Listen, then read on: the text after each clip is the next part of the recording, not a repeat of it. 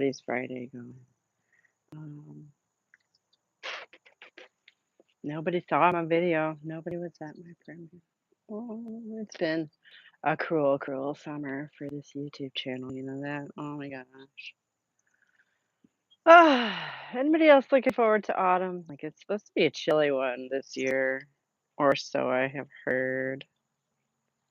Um, we're just kind of waiting on Miss Kitty Cat to get here for the real conversation to start. As anyone who has been following along will know. And for anyone who is new here, welcome. I should get in the habit of saying that because I do expect people to come back, obviously, or anyone to come by at some point because we're going to get this AdSense thing sorted out. Like, if anyone does see this, and by some chance has been missing my other stuff and is thinking to themselves, "Gosh, why hasn't YouTube been showing me any of her stuff?" Well, that's because we had an AdSense account beginning at the beginning of actually like promoting the videos with money, backing them from the beginning of the year, and we did that for 2 or 3 months, and that was great. And then my friend has had some like business difficulties. I don't mean that he doesn't have any money. It's like, okay,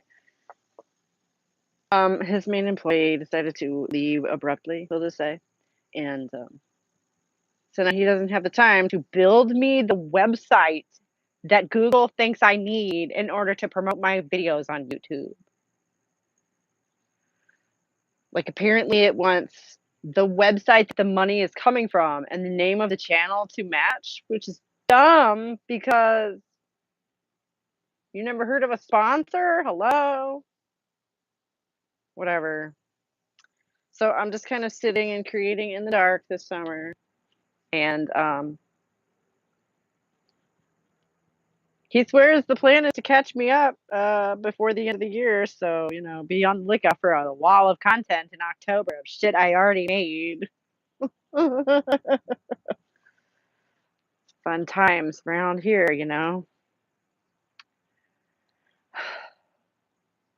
I'm not good at doing this talking to myself thing anymore.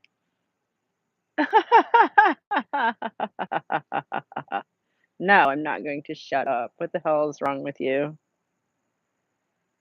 Oh, bots, I assume. So rude, Nobody goes to your channel and tells you to shut up. I should just ignore them. It's so difficult when people are so rude or when robots are so rude. Whatever. Hi, everybody. Oh, good. Kitty Cat is here. I was just sitting here saying I'm having difficulty talking to myself because I don't do that anymore. Hi, Cat. How are you? Hello. Remind me, when was your camping trip again? It's on Monday. Sunday. Okay, cool. Because I was sitting here realizing that I couldn't remember, like, if you said you were even coming today. Oh, yeah, no, I'm coming today. And then an email came through, and I was like, oh, swell. If this is true, Asher, then go. Why are you here? No, right. Yeah, right. I just decided that I should probably ignore those people. It is difficult when they're so rude, though. You should just block them. You should figure out how to do that. Oh. Sent a gift. Well, thank you. Yeah, that's cute. You're right. I should, yeah, I don't know. Go he said that check out how to learn how to do all that stuff. And just because some of them, I think, a lot of them, I think, are just like bots that go around trying to rile people up. Yeah, for sure. I just generally have made a practice of ignoring shit like that, because eventually they get bored and go away. But the thing is, before, when I was, say, doing a lot of Facebook, because I had a huge following, I would invite, I was public, I would invite people, but we never had trolls and we never had bots that were paid or just actual automatic shit. Yeah. People that aren't even real. So that's, I think, the difference is just that you have to stop. It's not, most of the time, it's not even an actual person. Or they're there specifically to try to start something either with you or the actual people that are in your community that are trying to be there for real, and it's bothering them. So you know what I mean? Oh my God! Speaking of robots trying to start something, I got another message from Elon this morning. That's great. Segue. wanting me to join his private WhatsApp group. And I looked this up. Elon Musk came out against WhatsApp back in April and like launched his own alternative. So like why? Pray tell.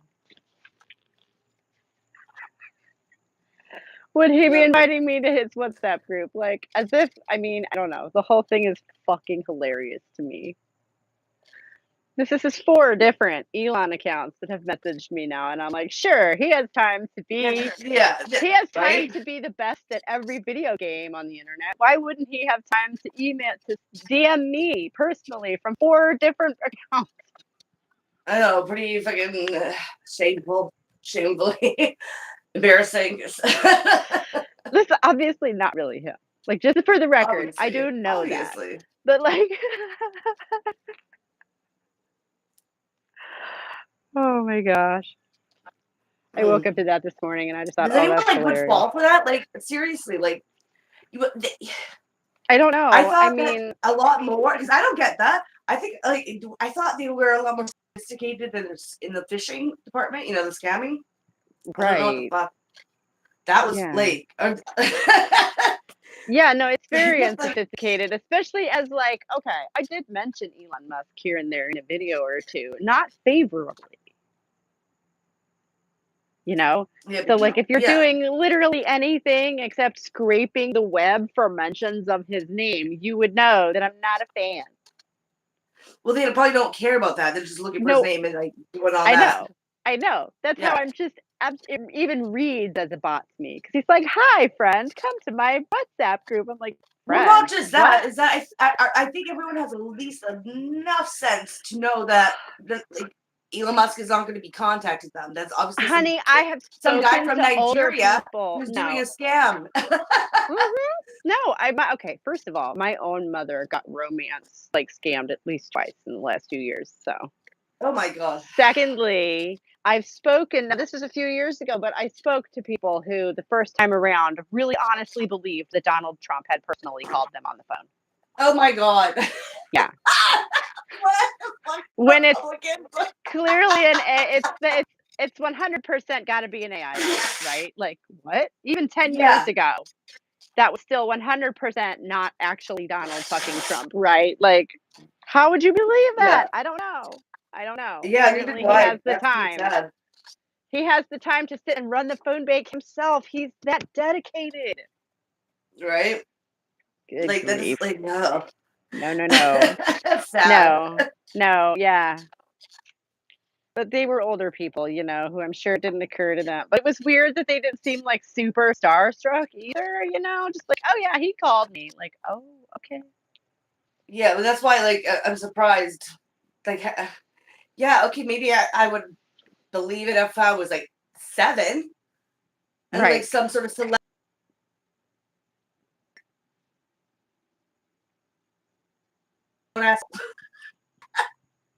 Like yeah,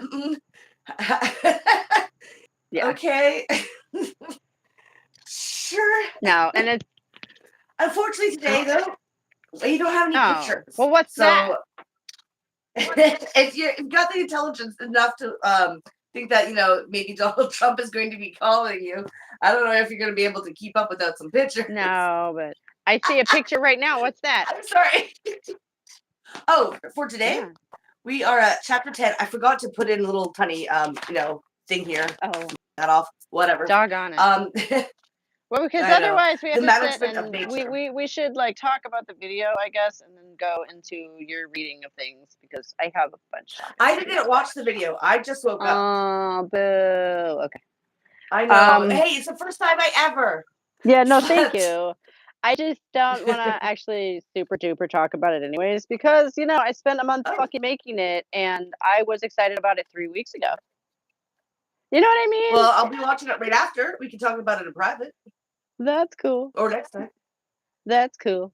I mean, it was, I told you about it last week anyway, where there's this guy who wrote a book about how he thinks that not only was Christianity originally a psychedelic mystery cult, but he thinks that the best thing to do to revitalize not just religion, but Western civilization in general would be for the federal government to hand out psychedelics to people.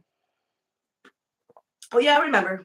Yeah. And I just was like, why? There's not actually any evidence for. I don't know. It's a fun little passion project, and I found a piece of music that fit it like so perfectly. Nice. Problem Yeah. is, I don't. The problem is with an idea like that. Well, for one, I don't even too sure if I want to fucking like revitalize fucking Western civilization. Look at the fucking where we come from.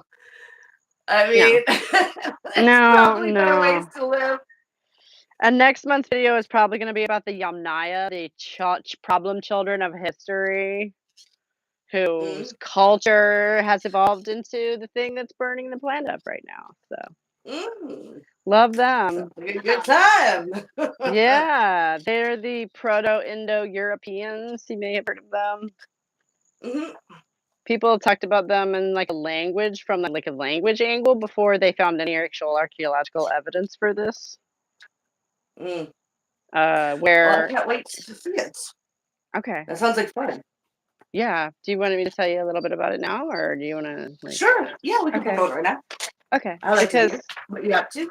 where they've said for a long time now, it's been observed that a lot of the languages in like Eurasia are like obviously related to each other, all the way from like the Indian subcontinent to like Norway. Which has Well, always yeah. been a little weird, because that's a big that's really, and now there's actually evidence they've found and put together of this one group of people who like conquered that entire state of like in about 6,500 years ago. Yeah. In about 250 years. Like it's absolutely insane. Like the precursors of the Romans and the Huns and all of them. Mm-hmm. And What do you? Yeah, I mean, now this same culture. Huh? Sorry, if you think about it, I mean, like, it's not really unrealistic because, like, we all come from Africa, really. Right. But this was it's really the speed with which it happened. It was yeah, totally. Yeah, the speed, especially with so all it's these not mountainous it's when you not go in that your area. average like migration. This is conquering. Yeah. Okay. Yeah. And if you look at the genetic record, which is a lot of how they've pieced this together, they killed all of the men, and the women, the female lineages are still there. So that's a little odd, right? What do you mean? I mean, like if the mitochondrial lines go back tens of thousands of years, but the Y chromosome was all replaced in the genetic record. Does that make sense? Not Like really. I'm not a Like, so geneticist. if they killed all the men, then how did they get more children to reproduce? Well, like they left the women alive and like raped them and shit, No, okay, no. I thought you said like the women went out and conquered and then like killed all the men, and then there's just women. Like, but that doesn't make sense. Oh no. They killed the local men, and would leave the women alive. Yeah. That happens a lot. Yeah. But sorry, again, I just woke up. It might take me a little bit to get things. Okay. Go get you some coffee. No, but so anyways, that's not like a normal like migration pattern though, where you can just say, oh, well, migration happened now. Well, I mean, even Africa, that's what they would do. They'd kill all the men and take their women. Right. But so this was a particularly successful group. And so this is the culture that eventually evolved into colonialism because that's what they were doing already. And they just became more sophisticated at it and took it across the ocean. Okay. Yeah. And so this is the story of modern civilization. This is everybody's story now because they conquered the fucking world and they're trying to burn it down. From records from what I've seen, a lot of it started. There's different societies that had already started doing that, but they've just died out. So I don't know if it's like the only one that was doing it because there's been other ones in like South America that like maybe it's a lineage from where we are now, but I'm just saying it wasn't the only one that was doing that and that was conquering it. They just collapsed like all societies that reached their resource limit, right? And then collapse. But with the Western one, they just kept moving and then like rebuilding and kept on spreading with the same, I guess, close to genetics, I guess, to what's now, to the civilization now of the West. Right. So No, like say when they would collapse, they would like that a sector in that civilization would move on somewhere close to the next and kept going and kept rebuilding it, kind of a thing. well, it's And like kept being there's a word for this, or there's a term for this, and I encountered it recently, and I wish I could remember exactly what it was, but it basically is locus of power. And like, there's Ooh, I even like a that. political theory of like where the locus of power of Western civilization has like migrated from like Greece, like Egypt to Greece to Rome to blah. Yeah. That's I think what I'm referring to. I know. I read a book. I forget the fucking author's. Yeah. Weren't we just reading about him? Shit. Hello? God damn it. Ah, you there now? Anyways, I hate Yeah. that, but We're good now. I forget it's called Leviathan, the book, and it talks about how Western civilization is like a big like parasitic worm that it gets cut off, but like one part still grows and won't Right. stop. Right. And Right. he called it the Leviathan of Western civilization, the start of it, and where it comes now. Right. I Well, forget that's the what I'm author's name. Oh my goodness, gotta go check talking that out. about. I Is like read the the book. roots I know of that, I name. I guess. can't remember the goddamn author. That's okay. I'm sure I can find it based on that title. It's an amazing title. Yeah. But yeah, so basically what I'm talking about is there's archaeological like evidence for the roots of this now. Yep. And it's really, really interesting and compelling, I think. Yeah, that sounds like fun. So yeah, that's probably next month's video. Yeah. No, that'd be great. I like that stuff. That stuff's interesting. History. Yeah. Right? Anthropology. And, right. And like how it relates to the modern day. Like literally it's the same. Oh, so just I don't know. To Yeah. me it blew my mind learning about this stuff. Yeah. No, totally. I'm gonna come back out and come in. I can barely hear you. Oh, okay. Again. Okay. Okay. Won't be long. I'm good. How are you? We are talking about usual channel stuff around here. We do like esoteric sort of fringe stuff, I guess. I'm still trying to figure out a way to. Anyway, how are you? Good, cool. It is a beautiful day here. I hope it's anywhere near as nice where you are. And we're going to be reading here in a minute. We've actually been doing this for a while, so we're kind of deep into things, and I don't know exactly how much somebody could understand, like just coming into it. About the evolution of like the philosophical ideas behind mankind's treatment of the world, basically. But your hair is purple. Hey, that's cool. I don't see how that's a butt. You can be good and your hair is purple. Like, whatever. I look conservative. I know I do.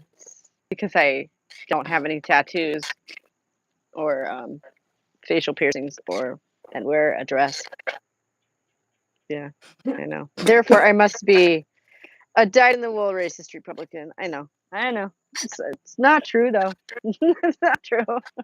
Yeah, you can't really subject politics on people based on their aesthetic, I don't think. Oh, You but might it's actually all have we to do listen these to what days, they say. right? Like, it's so much worse than it used to be, too, I think. Because it's always been like, you've always been signaling people, like, with your mode of dress, right? But these days, it's like so. I know, it's just off vibes.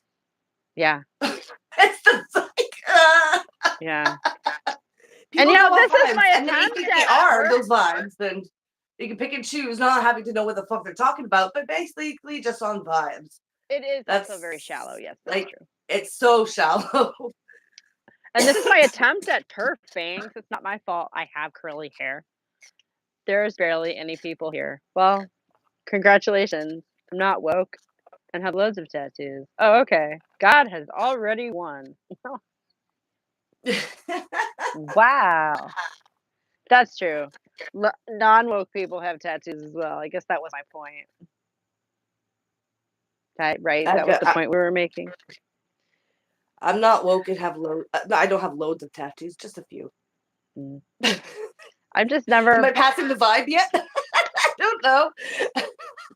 well, Pixar didn't happen. You won't show us, so how do we know? Uh, I don't know. I Uh, just think it's funny. yeah, no, it really is. It is. And, I wish people knew what would like before speaking, just knew what they would talk. Were talking about instead of like pretending, acting that they know what they're talking about.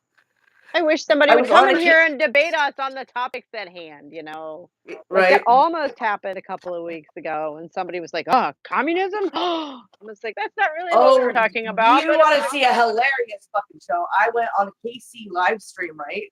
I actually felt uh-huh. really bad for him because he has got a lot of weird libertarian in his audience, Oh. and they keep on bugging him to watch this guy or whatever, this guy's video, and so he has a live stream. Uh-huh. He does, and the guy's an idiot, right? This libertarian, whatever Oh dude, god. YouTuber, and and so I come in, right, and then and then he's like, this guy's stupid, right? And then we watched a video of Jason Hickel video, who is a communist, and I guess those two libertarian and the Jason Hickel were trying to debunk each other or whatever. Of course, except for Jason Hickel is actually smart and intelligent and can give stats to what he's saying and provide his sources and not a generalization of just like making shit up. Right. And so we were Ooh, like, yeah. oh my God. Right. But seriously, I was in that live stream chat. I was the only one who was like, this guy's an idiot. Right. And Oh then, gosh. oh my God, all the fucking libertarians come out and they're like, oh, yeah, you're so dumb. You're so dumb. And like making the weirdest statements like about China and stuff. Like, China's like on firewall. I'm like, no, it's not. It's not like North Korea. It's crumbling. I'm like, no, it's not. If you just take a look at the photos, the place is not like a desolate, like, death trap. Like, Well, you see, guys this are is like, what I want to know is what does any of this have to do with like his channel and his subject matter? I don't because he's talking more about politics now. No, I know, but Chinese politics? Is communism, right? Because they're state capitalism, right? And state capitalism is Right. the entry point to communism, right? So it's this idea of the necessity of people from the states and in the West to see China as like decrepit, like dictatorial, like busted sort of like place and like area to live, and it's like, but and then just going on I'm like, but like you could see with your very own eyes, they're not firewalled. You can take a look at the progress. You can take a look at their stats. Like these things exist, and you can actually make judgments based on that, not just like based on thin air without sources. If you're going to make an argument about this, and then try to like claim that capitalism is the best way, right? Free market capitalism, libertarian style, and like even just like the points, like some guy was like, without capitalism, markets wouldn't exist. So no, that's why capitalism. I'm like, you realize markets existed before capitalism existed. Like, are you like? Oh, there's that one. I know that Yeah. one. Hi, Yeah. Red. Hi, Red, not honey. this Red. This is a different Red, by the way, because there was the guy's name was Red Angel, and Oh, wow. and like he was saying the most stupid. Like I'm like, you don't even know what capitalism is, do you? And both me and Casey were like just like blown away with the things that these guys were saying. Like you're not making a good argument. You like the secondhand embarrassment was so bad. Oh, wow. Like like no, it I was wonder really if his bad. live streams are always like that, or was it I just don't that know. one? I've never been to Because one before, right? right, because see, we had a bad day, right? And it's usually Mhm, pretty quiet over here. mhm. Um, but we did have a bad day a couple weeks ago or last month or whatever that was, and we Yeah, had a but we couple don't of know trolls them. and Like stuff. these people are from his audience, which is just Oh, crazy, right? oh wow. Like it actually audience like subscribers like that interact with them or try to because of the whole they're there because of the whole trans thing, right? but Mm. these are the same sort of guys that are like hard alternate right wingers, like who are See, and like pro-Catholic. I had Woo! it easy with the trans stuff because I just am not a conservative in any way, shape, or form. So, like, you Well, know, either he's not really conservative either, though. He's more okay. like he's a liberal, which is like right wing, but he's not conservative. He's a liberal. Okay, he has some views that could be read as more conservative. They are more But he's just traditionally right liberal. side of the aisle, not right wing necessarily, Yeah, but liberal. like, yeah. So, as opposed to being a radical feminist. Well, he's not. He's not a No, radical I feminist. know. That's what I'm saying. So I Yeah, no. had like that to fall back on and be like, no, I'm not conservative because blah blah blah. So I'm just saying, I don't think he has like such a firm line to draw to like keep those people at bay. You know what I mean? Yeah, I guess you're right. I know what you mean. I can see that, but like these guys are really dumb, and I'm just like, I feel bad for you, but that's what you get for being a capitalist too. Right. But so dumb people like that would be pissed off by my radical feminism and leave. I saw Mhm. that happen many times. Yeah, yeah. Yeah, you're right. No, totally. Yee. That's They get massively unfortunate. triggered too by Yeah. you know, understanding what you're talking about. They don't like that. No. Or They're some of based them on just they go based on fantasy. Like at least I mean, at least when it comes to KC, he actually knows about Marx. Like he went to school and read all this shit, so he has some yeah. sort of understanding. And he does think that Marx has a lot of like obvious like viability because he knows that Marxism didn't actually like talk about only about communism. Marx just try to give a description of what capitalism does, how it works, how it sustains itself, right? So he Mhm. has like that at least a little bit of understanding, whereas like most people just do not, right? So at least he might disagree with a little bit, but at least he understands it. I don't agree with him with his like where he gets his towards where he concludes, but like at least I can tell he has an understanding. That must be nice. Yeah. Yeah, that's a rare thing to find nowadays. You don't even know. Like I No, hate yeah. watching people sit there and then just talk out of their ass all the whole time. And you're like, what are you even talking about? You're delusional. You're making shit up because you don't know what you're Yeah, talking about. or Yeah. regurgitating shit somebody else made up. That's Well, even that's what I worse. mean. They're just pulling it out of their ass completely. Like they haven't read Yeah. anything, so they can't make Yeah. it. And so they've got this idea of something that's not true, but they just feel they're going based off vibes again. And it's like these people are so illiterate.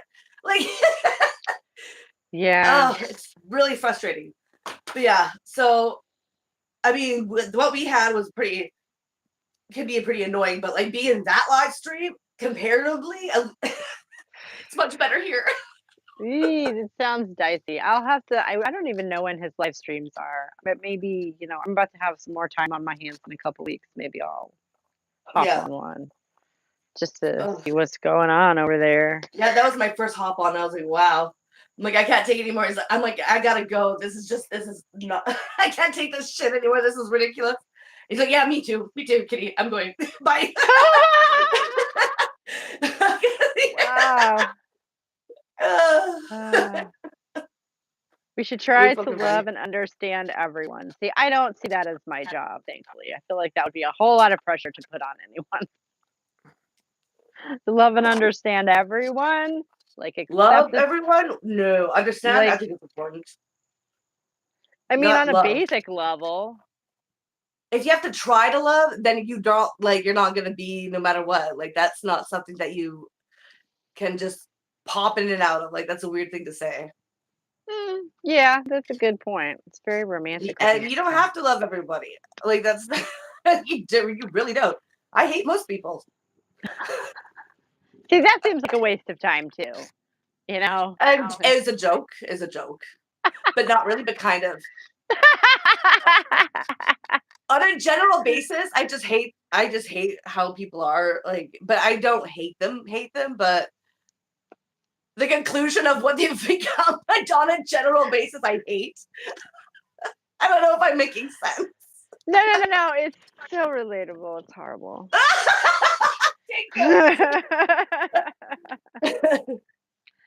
I don't hate you, I just hate everything about you and all the stuff you do. I have neighbors like Yeah. that. Mm-hmm. Yeah, totally. I'm just saying that when they're not in my face, being their annoying selves, I don't let it, trouble me when they're not around. Yeah. Now, understanding people is important, though. Mm. I think it's always important to have an idea of how things come to be how they are and Right. understand where that, but that don't mean you have to love them like at Right. all. Oh, we No, need I've got love, enough. huh? I've got Wow. enough. Wow. Um, no, we're not allowed to be cranky though. Women's aren't allowed to be cranky. Oh my Just God. smile. Just smile. Right, yeah. Don't make jokes. Don't laugh. Right now, just smile calmly. Nobody wants to hear a woman laugh either. That's so true. Yeah, So besides when I smile, I can't help it. I look malicious. It comes off as that's even scary. true. No, And you're probably right in thinking that, but you want to run. I'm smiling. I take it as a warning sign. see, Yeah, you do that. I do use mine as a shield. I admit it, but I am only finally getting. Oh, they're gonna pray for us. Oh, that's so wonderful. I That's feel what I so said. I'm like, better yeah, go ahead. I already. mean, whatever. I feel better already. Oh wow. It means nothing to me. So, like, I mean, you do what you do, you boo. I guess I don't know. Can't you feel the love surging already? Oh yeah, I guess. Yeah, I mean, right. hey, There it you is. like I said, There it is. do what you think is necessary. Do what you want to do. And when it comes to that, have at it. I don't know. I'm just And gonna I'm just keep on keeping amused on. by things today, I guess. I'm just in a mood to laugh at stuff today. I don't know. Mm-hmm. I hear you. I get that. Yeah. Because like I still don't have my why does YouTube think that the website linked with the AdSense account needs to be the same name as the channel? Have you never heard of a sponsor? I don't know. So no one sees my videos. It's been like 3 months since anyone has actually been shown any of my videos. Yeah. I'm subscribed, so I get notifications usually. Thank So you. or Yeah, should I don't but know. YouTube sometimes is weird about that shit. no, right. And it's Oh, now we're fine. dumb. Right, yeah, because sarcasm is Okay, the then why are lowest you form here? of wit. Well, I Then just like go. Because here's the thing. no one We don't claims. care what you think about us personally. You don't know us personally. We don't care how we come across to you personally. So go somewhere else. Why are you wasting your time? Do you Like don't have a life? I think it's kind of funny. You might want to think about I'll not coming across ill-informed. desperate and go having a life and enjoy yourself. Oh, that's amazing. You've come across the one channel who's been like reading an academic work for the last 3 months. Come here and call us ill-informed. There are plenty of good targets for that accusation. Well, it's because we don't accept the prayers. Yeah, Lost apparently. souls. Yeah, Here's the thing. I don't believe in a soul. I don't believe in prayers because I don't believe in God. So there you go. And if that's, ill-informed, maybe to a Christian who can't think in its scientific, terms, can't does why do I have to fucking believe in God? Ain't no proof of him. No, like So I there you say, go. they can pray all they want. I think it's So you can pray all hilarious. you want, go ahead and waste your time, but I don't know. Or you I can go believe somewhere the else where you kids can be would call fulfilled. that living in your head rent free. Right? Yeah. You're gonna pray for me, so you're gonna worry about me when I'm not there. Oh, okay, that's kind of strange, but Yeah. go ahead, I guess. Like, what a waste of time. Can't stop I mean, you. Hello, Clip Sprinty. could probably find something better to, put time and effort into. Like, I don't know. Right? Yeah. No, that's so true. That's so true. Go be productive. Good timing for that. Like, anyway, so yeah. yeah. Oh, Should we wait. get So how started long are soon? you going to be gone? Yeah, we can get started in a second. But so just Mhm. while I'm thinking about it, and I have my calendar right here. How long is your camping trip? I'll be back Wednesday. It's not Oh, long. okay. So we'll be on next week as well. Hmm. Okay. Yep, Okay, totally will. cool. Try not to miss it. It's been really crazy. No, I appreciate that. I appreciate that. And I'm just trying Um, to keep up with you, you know. would I rather? No, I won't. No, I hate that game. They're always Because you're not annoying. giving me good options usually. That's the You can point. ask what I would do, I'm like, and I'll answer you. Right, like hypotheticals are one thing, but no, would you rather is a super annoying game. Would you rather eat glass or live on the moon? But geez, Right. how about Would you neither rather of eat those piss or things? shit? Okay, yeah, like that's an actual Right, yeah. option. Like, Right, yeah. Obviously, this is an intelligent line of discussion. yeah, yeah, exactly. Anyways, so should we get started now? Sure. Okay. 'Cause I think that's when the bots will leave. Yep. That's when we start to read. Anybody who's not Okay, so we are interested in reading. the shifting philosophical ideas underpinning mankind's treatment of the natural world can go ahead and check out now. Hello? Oh, fucking hell. Okay, can you hear me? Yeah. Okay, so I'll just start. I can't hear you very well, but that's fine because I'll be reading. Okay. So I won't need to come out and come back in again because I will have to if I have to actually listen carefully to what you're saying because I can barely hear you. I don't know why it Well, does like, that what now. fun is It's really that? annoying. It is super Anyways, annoying. so But what fun is that if we can't have a discussion about the well, material? we'll have a discussion, but I can still hear you, so I can still like it's just that I can't do the whole time if we're just talking to each other. But I Oh, can still okay. like listen if you but like want to partake in giving me some insight or whatever in the middle. Okay. All Okay. right. Okay. Okay. Cool. So we are reading The Death of Nature, Women, Ecology, and Scientific Revolution by Carolyn Merchant, a very famous work. And we are on chapter 10, The Management of Nature.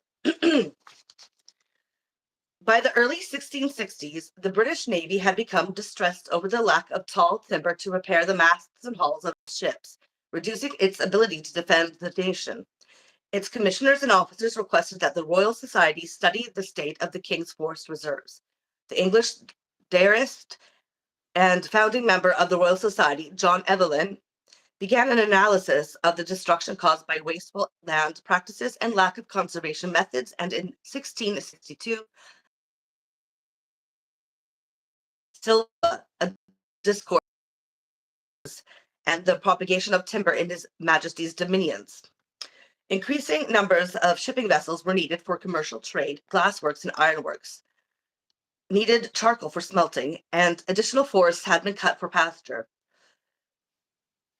Prodigious havoc had been wreaked through the tendency not only to cut down, but utterly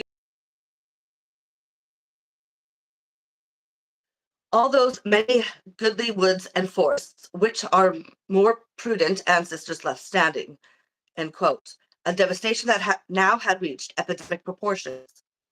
Since the mid 16th century, England's forest, in conjunction with rapid increases in population, trade, and the growth of industries that depended on wood, writing of the shortage of timber in the 1660s, Samuel Pepys exclaimed in his diary, quote, "God knows where materials can be had," end quote. At the time of the Civil War and the interregnum, where widespread destruction had occurred in the forests of the king and the gentry. Forest supervisors had not performed their duties adequately. England, emerging from internal troubles and looking again to the external defense of the nation, found the wooden walls for her protection lacking. Something more in the way of wise management and conservation had to be instituted if England's military commercial superiority were to be maintained. Quote, "Since our forests are undoubtedly the greatest magazines of wealth and glory of this nation, and our oaks the truest oracles of its as being the only support of the navigation which makes us feared abroad and flourish at home," end quote.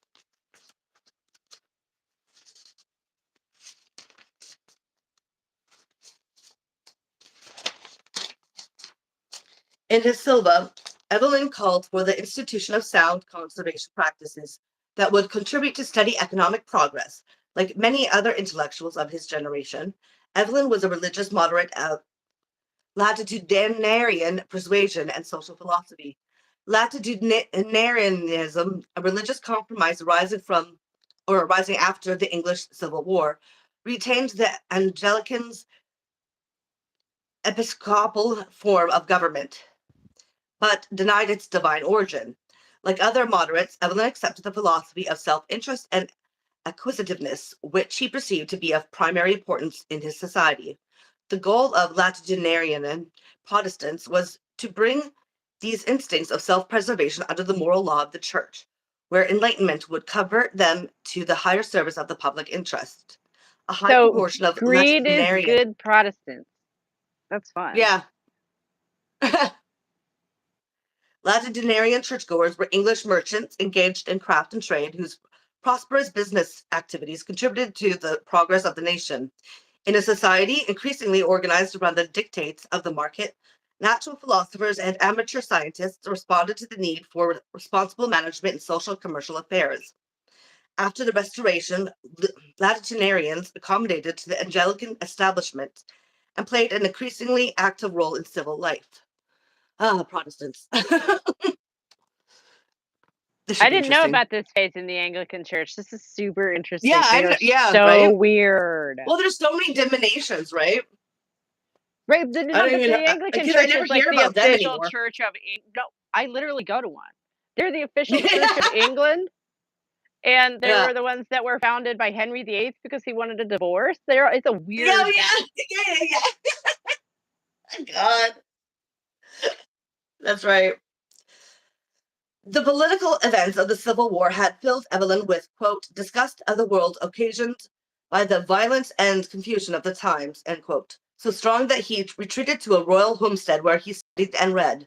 When the Restoration seemed imminent, he re-entered active politics with a pamphlet entitled, quote, An Apology for the Royal Party, end quote, in 1659.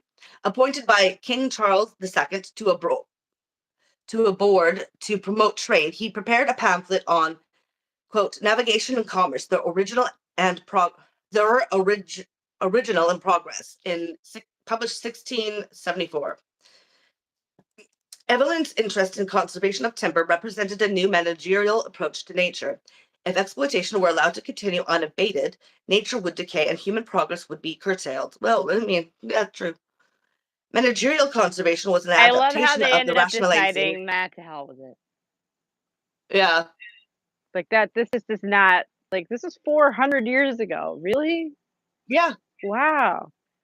Conservationism. Oh, well, after this book, I swear to God, we need to read that The Shock of the Anthropocene, because you'll be surprised about how much we knew way back when about what's going on now. So that's definitely something I think we should read next. Yeah, that sounds interesting. Yeah, no, it really is. It's a good one. I just love how they're just like, well, I mean, we really should slow down, boys, but then they like don't. Yeah.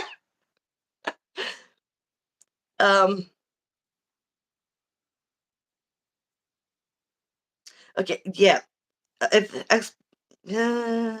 Managerial conservation was an adaptation of the rationalizing tendencies inherent in mechanism applied to the natural environment. It represented an accommodation of the old organic philosophy to the new mechanism. The sellout of organicism, already forming out of older variants of the organic worldview, was a new alliance with mechanism, which would become fundamental to the history of both conservation and ecology. The organismic communal orientation of the naturalists, Paracelsian vitalists, and millenarian utopists was thrust aside to make way for efficiency in production in the sustained use of nature for human benefit. A value system oriented to nature as a teacher whose ways must be followed and respected was giving way to a system of human values as the criteria for decision making.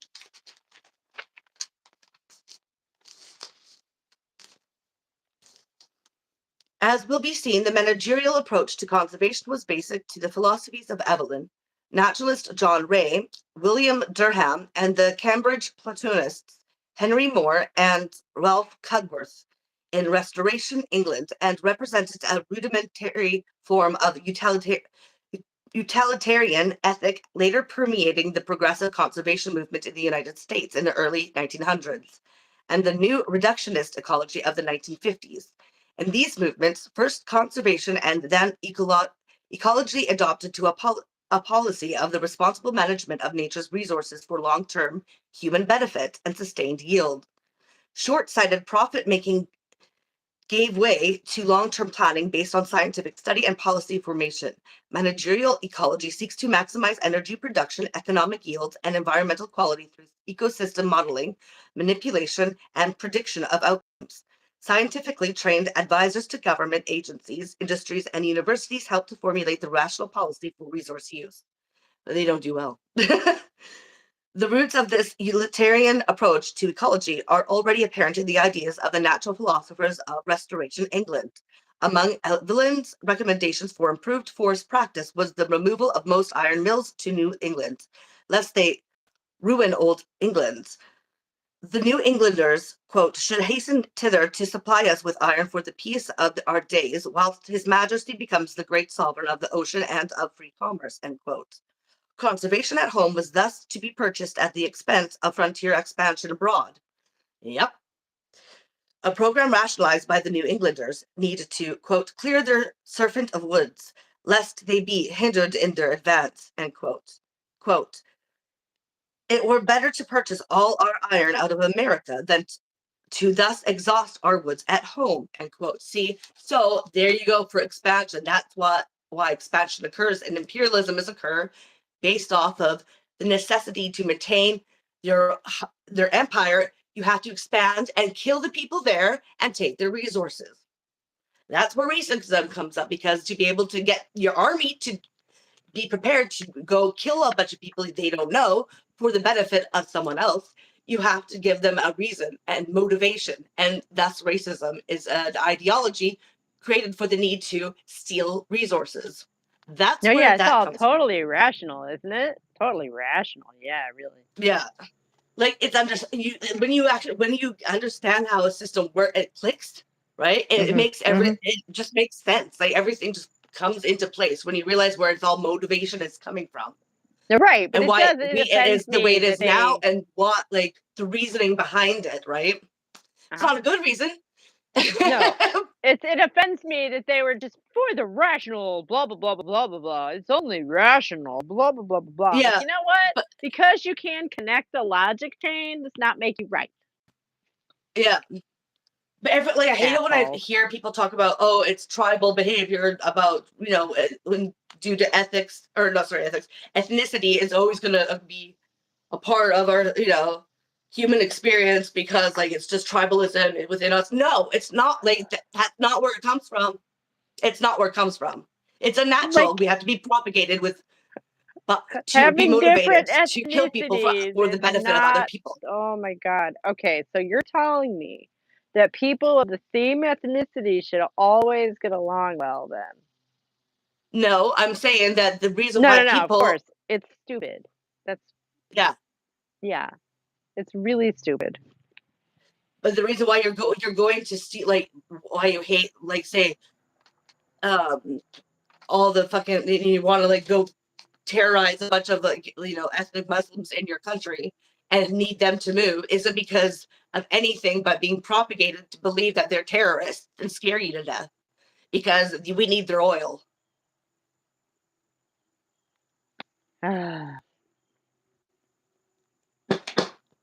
Anyways, where was I?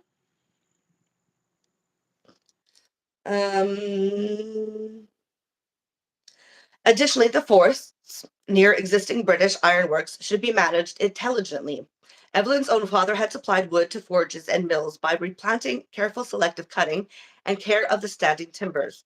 Another great ironmaster from Surrey, Christopher Darrell, had, quote, so ordered his iron works that they were a means of preserving even his woods, notwithstanding those insatiable devourers, end quote. To the king, Evelyn recommended enforcement of statutes passed in the time of Queen Elizabeth that had prohibited the cutting of any tree, quote, 1 foot square, end quote, growing within 22 miles of London or 14 miles of navigable rivers or the sea for conservation to charcoal by iron mills. To the gentry who were slothful and deficient in providing for their numerous children, Evelyn recommended refurbishment of their lands with new seedlings for the future use and profit of each of their children. Wetlands should be drained by canals and sluices built to regulate the water supply. Other plots should be forested with seedlings in order to recompensate and balance any losses. Cattle should be kept out of young plots on commons and private lands for 6 years until the trees had grown out of their reach, even to the detriment of few clamorous and rude commoners. But see how what they're thinking of, like when they think about conservation, it's about industry, it's about for like businesses to be able to use it, right? But not the people. It's not for the betterment of the humans in your society, for humanity in itself, for our species. It's just so that businesses can profit from it, and so they can go somewhere else, grab the resources until the resources here finally grow back, so that they can use it themselves to make money. It's fucking, yeah. So just putting that out there. The priorities are completely screwed. I know, right? The earth did not have to be devastated by mining, but could instead be treated with respect. Quote, as that of earth, we shall need a present to penetrate no deeper into her bosom than scarifying the upper mold and digging convenient pits and trenches not far from the natural surface, without disturbing the several strata and remoter layers, end quote. The soil must be treated with compost, mold, and other vegetable matter. Evelyn claimed that the gentry, as a result of his recommendations, had set several million seedlings. A 1668 Act for the Increase and Preservation of Timber within the Forest of Dean, which directed the planting of 11,000 acres with oak, was followed in 1698 with 1,022 acres in new forest. But Baltic oak had to be imported during the Dutch Wars of 1677. Conservation policies were not continued, and after the harvest of trees planted during the Restoration, shortages again became acute by the 7 Years of War in 1756. Problems for the Navy increased from then until the replacement of wooden vessels by iron. In France, the neglect of forest conservation and the abuses by forest officials were dealt with by Louis XIV, Minister Jean-Baptiste Colbert, who recognized that France will perish through lack of woods. His report to the king in 1661 surveyed forested lands and timber policies of the provinces of Tours. Well, his Memoir on Forests, published in 1665, recommended the maintenance of timber reserves for future use. The results of these preliminary reports were then incorporated into the French Forest Ordinance of 1669, which reorganized both administrative policy and cropping practices. Under Colbert's direction, the older method of harvesting timber was altered. The policy known as jardinage of the 16th century ordinances had been to partition the forest into equal lots and to cut trees from each lot in successive years, leaving some standing trees for reseeding the plot, which doesn't bode well, by the way. That's what cut blocks are. They don't do good. The disadvantages of this method were an unequal distribution in the density of the growth trees, unequal regrowth in adjacent plots due to soil differences, and variation in the size and age of timber cut in successive years on the rotation system. Because you can't methodically have the trees be adaptable to that sort of harsh and like extreme differences, right? You erode the soil, you fuck things up when you cut log. You really do. It's not, and then you can't like seedling in like sort of like a grid.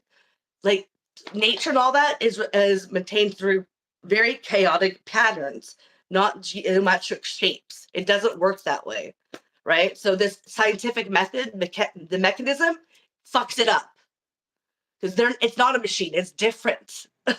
Right. And it's almost as if we're not in charge of this kind of shit. Yeah, right? Weird. Anyways, it's almost like we're not God. What the hell is that about? Right? That's a real chin scratcher. Yeah. Under the new method, forests were divided not into equal, but into equivalent sections. Coppice woods containing small trees that could be harvested every 20 years for firewood were divided into 20 portions, while stands of large timber for shipbuilding, which could be profitably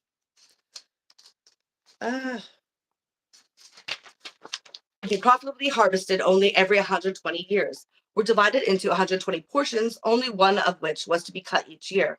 Portions were equivalent with respect to long-term yield, taking into consideration soil variation, exposure, and growth rate, rather than equal as to acreage. The new methods required greater attention to local conditions and types of trees, as well as periodic thinning to regulate sustained yield.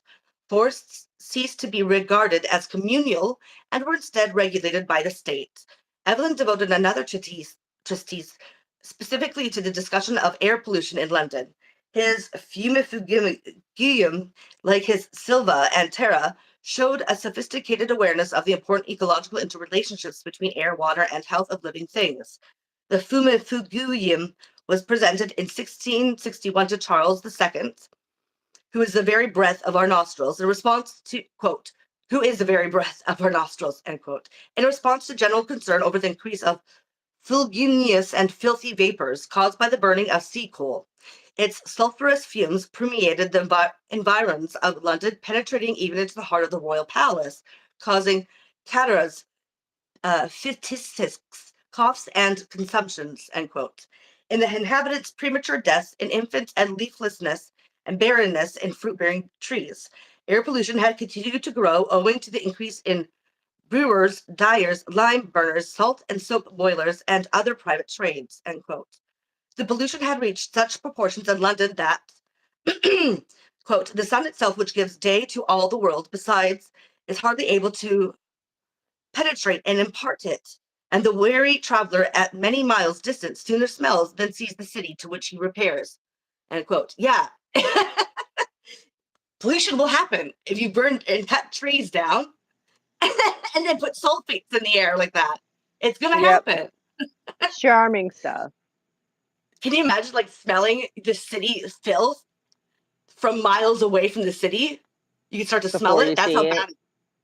Yeah. Is that crazy? Yeah.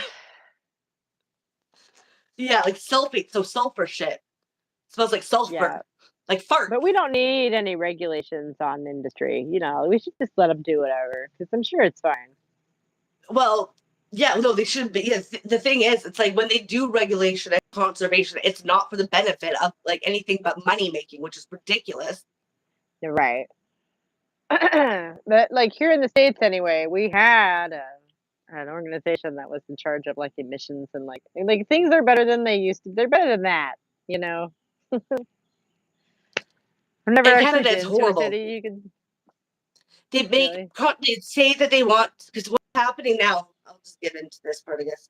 What's happening now is ecosystem services. So what they're doing is putting parks and all that, like things that are supposed to be saved, and they're putting it on Wall Street.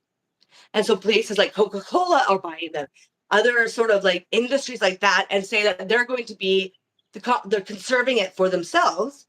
But we know what their point is. The point is that they want that when everything runs out.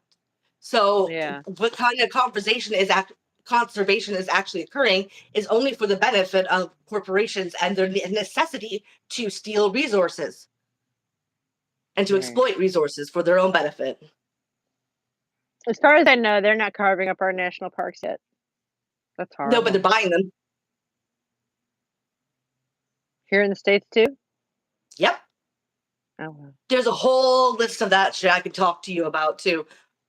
Corey Morningstar, really good journalist, has dived deep into it. I got her 2-volume sort of series, and it's a big series, and she really dives into the whole like green sort of trading with stock market and putting up our resources and our parks and all the nature up into the stock market. Yeah, that's horrifying. So maybe I'll go into that too. We could like talk about that as well, like because I have the book here, already printed out and everything. Oh my god, it sounds like a horror movie. and it's very detailed. So she gives names. She fucking gives corporations. Like she gives you every detail in that. Wow. So she's a Canadian independent journalist. But anyways, other thing that's for me next time too. Okay. Okay, where was I?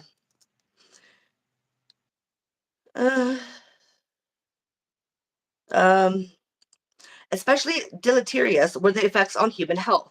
On entering London, visitors found that their pores became stopped up, their noses and skin dried out, their eyes stung, their lungs filled with sooty vapors. Their humors were apt to putrefy. Their spittle became black, and their appetite was lost. This was succeeded by colds, coughs, and catarrhs that remained with them until they returned home. I'm going to have to just pause right there because I need to get a drink because I don't have any more coffee with me. Okay. Okay, so I won't be long. I'm just going to be right back. Sounds good. What an image to pause on, huh? Good old London town, turning your spittle black. Yum yum. I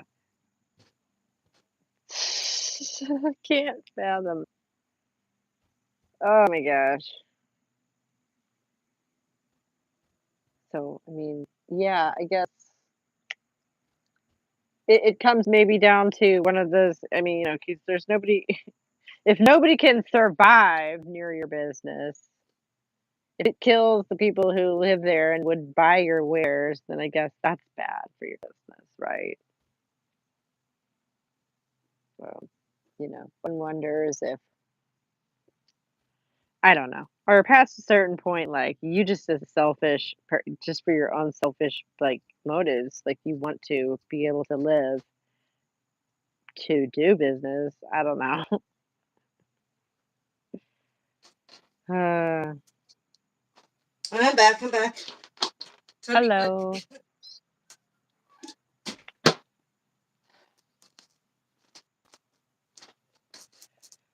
give me a sec.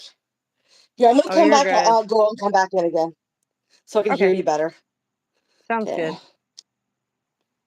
All right. So, just hanging out. I hope everybody likes the view of my beautiful garden wall here. Uh, most of the peach tree in the background is doing the bulk of the work for the shady, shaggy, beautiful greenery that you see behind me. And it is only going to get to stay there for a couple more years, so whatever. This wall has only been where it is since March. And I finally have, oh, I don't know if I ever showed this off on the channel. I finally have a real awning. Check that out. My nice metal awning that's like attached to the side of the house and isn't gonna blow away. Yeah.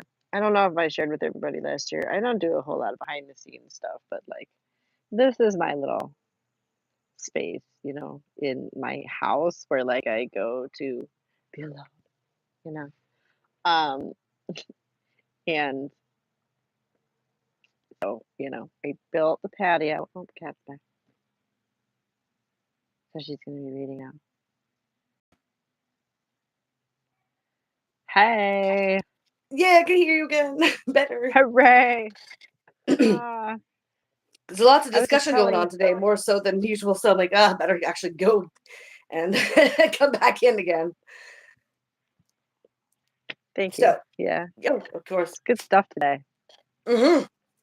Oh, yeah. And I could go on and on about all the stuff that this relates to. Like, yeah. Anyways. Okay, so where was I?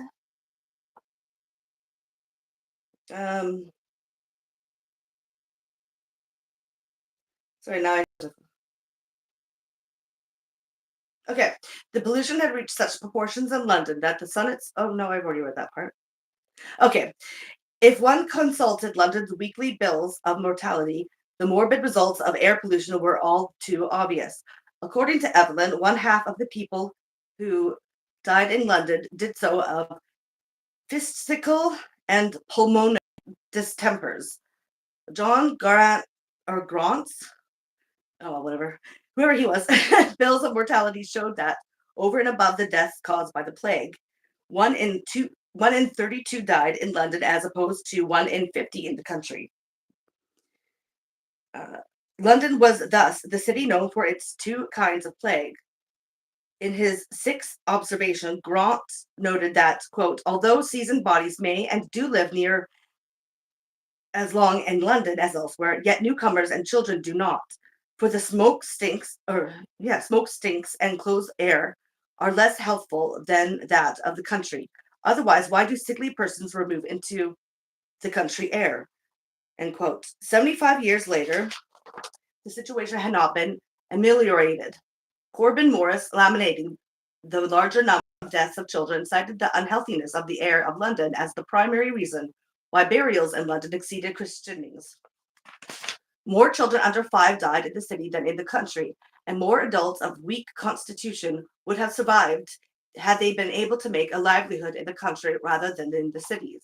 To resolve the problem of London's air pollution, Evelyn offered a number of suggestions. First was the planting and reforestation of timber tracts in areas outside of London so that wood could be purchased at reasonable prices. Since Paris, which was equally large, supplied itself with wood, this proposal was not infeasible. Wood could also be brought in from countries to the north by sea. A more So these immediate people didn't understand that the trees would actually clean the air. Well, no, they did. That's why they want to bring in other people's wood. They want to cut down their trees and bring in the wood from their countries so that they can restore their own forests. This is what imperialism does. When they expand, that's the reason, right? It sounds all good. Spoiler You alert. realize what they're doing. They're taking they're polluting other people's countries. Yeah. So that they can stop polluting their own country. And who cares about them over there? That's what they do in the third world now. Oh my god. Yeah. And spoiler alert, I'm writing a book that's set in the 19th century, and like these people do not ever recover from this. Like to this day, that island is bald. It's disgusting. Yeah. A more immediate solution would be to remove all trades that use coal in their forges and furnaces to new locations outside the city. You see? Pollute other areas. Who gives a shit about that, right? Just not your own. These would include brewers, dyers, soap and salt, boilers, lime burners, and other similar works, and would immediately restore the air to the same purity as was presently observed on Sundays when their work ceased. If the coal-burning trades could not be removed from the city, the heights of the chimneys should be increased. New chimney shapes should be devised to send the smoke higher. Experimental work should be conducted on the use of coke instead of coal in smelting, and the burning of new furnaces within the city limits should be curtailed. Evelyn's final suggestion was to plant the entire city with the most fragrant and odoriferous flowers so that London would be noted instead as the most beautiful and sweetest city in Europe. It's like you're just this is what happens because when they don't understand that the trees would actually clean the air. No, they understood that. That's what they wanted to put flowers in as well, right? With the trees they wanted to grow, without understanding that it doesn't matter if you fucking export your fucking industrial pollution. It's still not going to. That's gonna kill them off, and it's still gonna connect to you. Like you can't do that. You can't just make the chimneys higher and think that that's gonna solve the fucking issue. But we just want to have our cake and eat it too. Why can't we do that? I know, because it's all about human benefits. Like, actually, no, resources is about having a habitable planet. That's your purpose and their function. It's not for humans only. You are just part of the function that's supposed to help. What you're doing is that might be my least favorite part of like Christianity, you know, because all these people are Protestant, lest we forget. They believe that the earth is literally their dominion. Yeah, no, it's not. That's what it's definitely not. Look what happened. Look what's happening because of that idea, the hubris you live in. Oh yeah, and people don't even question it because now it's like sort of permeated throughout people's like mindsets that there even might be a question to ask. Right. It's just taken as a given that everything is made for us. No, it's not. Anyways, I'll go get in a rant if I stop and go into that section. I swear. Okay, where was I? Okay. Nature a vegetable. During the restoration of the Cambridge Platonists, Henry Moore and Ralph Cudworth helped to advance Evelyn's managerial approach by adapting the older organic philosophy to the new social and commercial demands of pre-industrial capitalism. The basis for their compromise was the reassertion of the essential vegetative constitution of nature, a position of moderation between the dead mechanical cosmos of the mechanists and the animal-like world of the Civil War pantheists, who saw God as active and immanent in every material thing, and enthusiasts who fanatically gave into all forms of religious passion. From Descartes, they incorporated the concept of dead stupid matter and the dualism between matter and spirit, but they attempted to bridge the ontological gap by retaining the world's vital vegetative character. Thus, nature's fundamental organic character was maintained, while the unpredictability associated with an animistic world was minimized.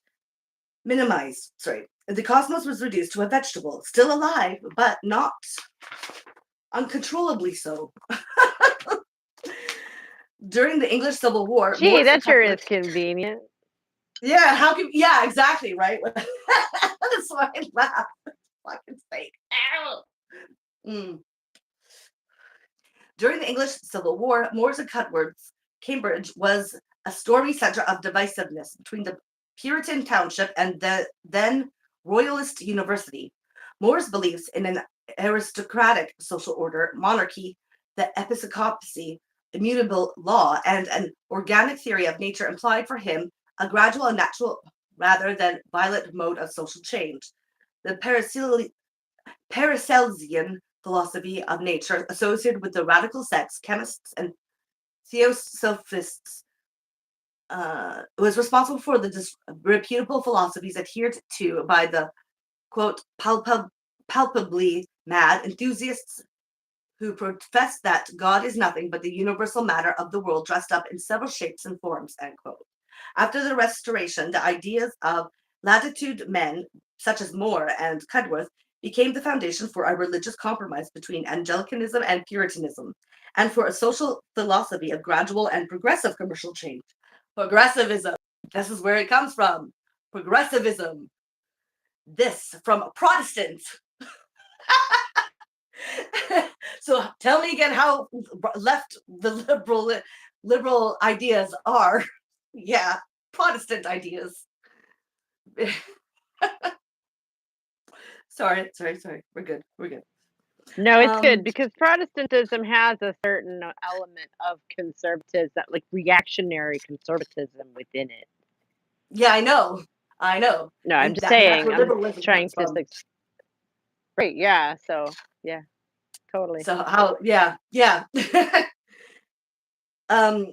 Latitudinarianism represented the restoration of order and social harmony under a new monarch after the failure of the Commonwealth to establish a lasting new constitutional form of government.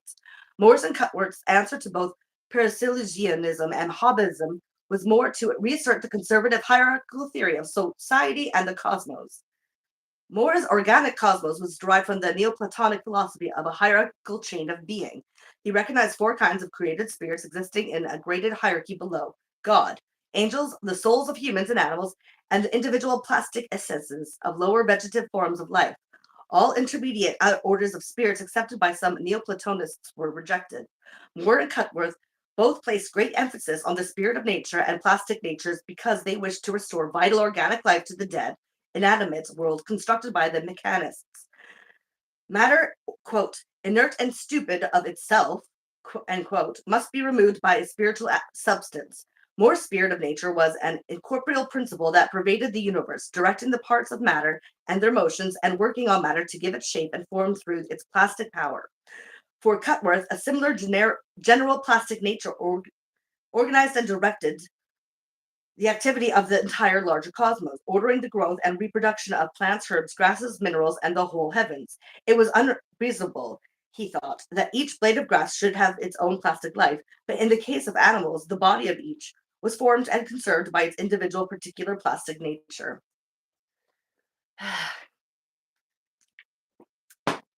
Plastic natures were akin to the incorporeal vegetative souls and seminal forms of the older Aristotelian and Neoplatonic philosophies, but Moore and Cudworth denied denied to their plastic natures any functions associated with the sensory or rational portions of the soul, such as reason, free will, and sensation. Of course, they don't sense things. Animals, no, they're stupid. They don't have senses, or of course not. Bullshit. All animistic powers and sensations in the earth, sun, and heavenly bodies were likewise negated, so that metaphorically nature could no longer be conceived as a living animal, as in pantheistic and enthusiastical philosophies. Only its living vegetative characteristics were retained.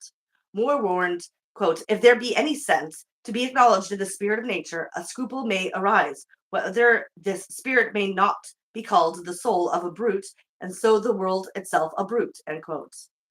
Cudworth drew his ideas on the vegetative character of the general universe, plastic nature, from an ancient philosophy he referred to as cosmoplastic stoicism, which supposes the whole world not to be an animal, but only a great plant or vegetable, having one spermatic form or plastic nature, which, without any conscious reason or understanding, orders the whole.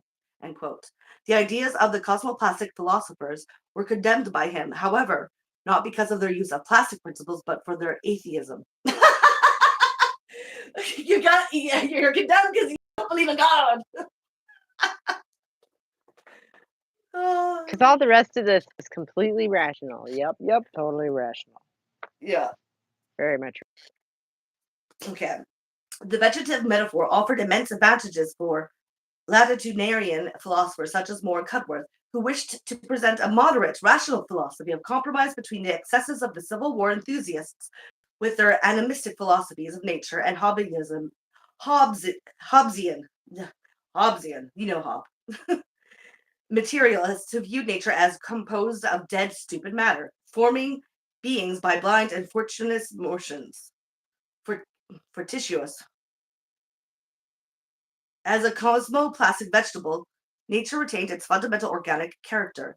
It was alive, yet not uncontrollable or unpredictable. The order conception of the world as an animal with sensation and self-activity implied the possibility of unaccountable, irrational actions. One could never be fully certain what an animal might do. Not only did animism imply atheism, but enthusiasm as well, and in both philosophies, events could neither be predicted nor controlled. If, on the other hand, one denied sensation and all life to nature, the rest was mechanism, or lifeless matter in motion with atheistic implications. Moore's dualistic philosophy, spirit had the capacity to move, alter, and penetrate matter. In that it could move the matter, it was the source of the world's activity. In that it could alter matter, it shaped and rearranged the positions and motions of material particles through its plastic property.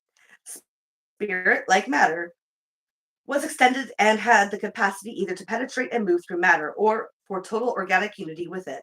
It was therefore a principle of organic life within matter, causing motion from within and unifying and maintaining the organization of its particles. It contrasts with the Cartesian view of motion as external to matter, put into the universe by God, and subsequently transmitted from particle to particle. If the role of God in Descartes' system were eliminated, the result was atheism and the blind mechanism attributed to the Hobbesists, endowing the world with a vital vegetative plastic nature, avoided the dangers of both enthusiasm and materialism. It allowed for the mediated action and providential care of God in the creation and for human management and stewardship over nature. Hey. Moore's Antidote Against Atheism, published in 1653, dealt with the issues created by the atheistic mechanism of Hobbes and the underlying problem of man's mechanical power over nature. Like Cicero, Moore saw evidence of human technological prowess in the use of nature. The lodestone for navigation, timbers for building ships to transport goods, coal for the smelting of ores and working of metals, and quarried stones in the erection of large buildings. God's providence, combined with human reason in the wise use of nature, would prevent runaway technology from taking its toll, as in the case of Daedalus and Icarus. Quote, and the closer we look into the business, we shall discern more evident footsteps of providence in it. No, evidence of the providence of God within business. Because businesses are God. There could nothing be so highly gratify man's nature as power of navigation, whereby he, riding on the back of the waves of the sea, views the wonders of the deep, and is able to prove the truth of those sagacious suggestions of his own mind, end quote. God sanctioned man's use of nature and provided, quote, provided him with materials with which he might be able to adorn his present age and furnish history with the records of egregious exploits, both of art and valor, end quote. The intricacies and structures of plants, animals, the human body, and the heavenly bodies were examples of the natural order put into the universe by God, and evidence that these organisms, minerals, metals, had been put here for human use. The ox and horse had been provided for pulling carts, ropes and iron for plows, and the pulleys and engines for lifting weights. All these could be used to carry home the fruits of the earth. In developing the technologies related to plants, animals, and metals, humans were carrying out the providential dictates of their creator. Yeah. God was the wise counsel, superintendent, and overseer of the creation to whom people were ultimately responsible to be its stewards. So supposedly we are God's messengers. So whatever we come up with is God's will. That's very convenient. And everything in this world is associated with our use. So that's what God wants. God wants us to use and exploit all these things. Can does not imply should. This is when we're getting to the idea that we're God kind of mentality, right? This idea of that they're God when they're not. They're really not.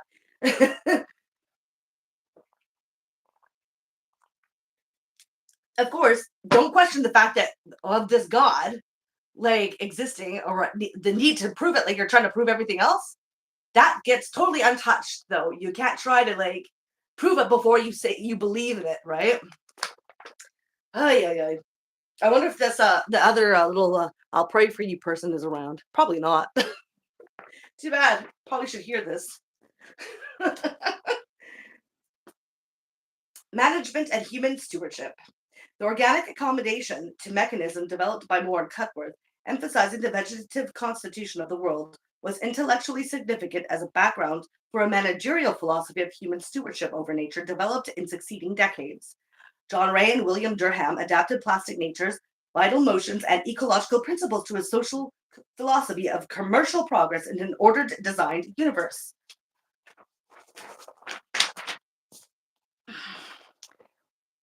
In his Wisdom of God Manifested in the Works of the Creation, published in 1691, John Ray used plastic natures as an argument against the atheism implicit in the mechanical philosophy of Descartes, Gassendi, and Hobbes. In Ray's opinion, Descartes had erred in his banishment of final causes and in his limitation of God's role to the production of corpuscular matter constrained to obey a few simple laws. The first excluded human ability to discern God's purpose within nature, the second his daily providential care. The Epicurean hypothesis, quote, lately revived in Christian guise by Gassendi, was no better as it was based solely on space matter and declination.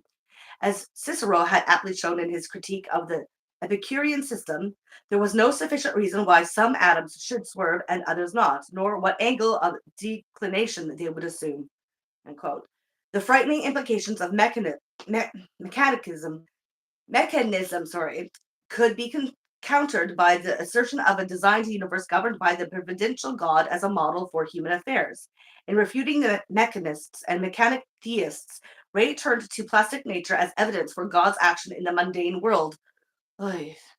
One, just question God. Just do that. Why won't you do that? One could not adequately account for the growth and form of plants on mere mechanical principles. A vegetative plastic principle was necessary to rule over the entire plant, forming the various structures on its roots, stalks, leaves, flowers, and fruits. Quote, I incline to Dr. Cudworth's opinion that God uses for these effects the subordinate ministry of some inferior plastic nature, as in his world of providence he doth of angels, end quote. Other examples of plastic principles could be found in the vital motion of the heart, the first breaths of the newborn child, and in the monstrosities, sports, and mistakes of nature. Oh, mistakes of nature, end quote. I think, if anything, we're probably the mistakes of nature.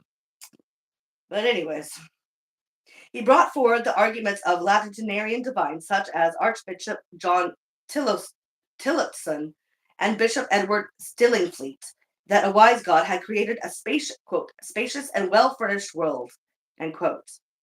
Although not everything in nature was created for the sole benefit of human beings, God had made them social creatures who could understand, communicate, and experiment.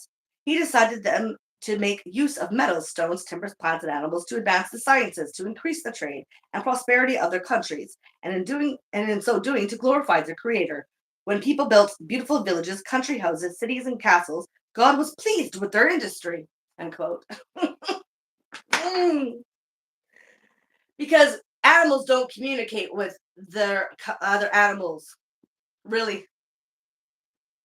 Okay. Moreover, God had seen fit to provide just the right quantity of gold and silver to produce money for the increase of trade.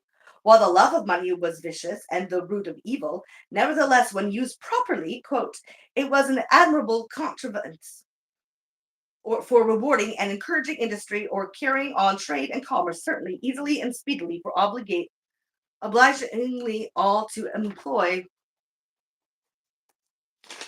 their various parts in several capacities for the common good, and engaging everyone to communicate the benefit of his particular labor without any prejudice up to himself.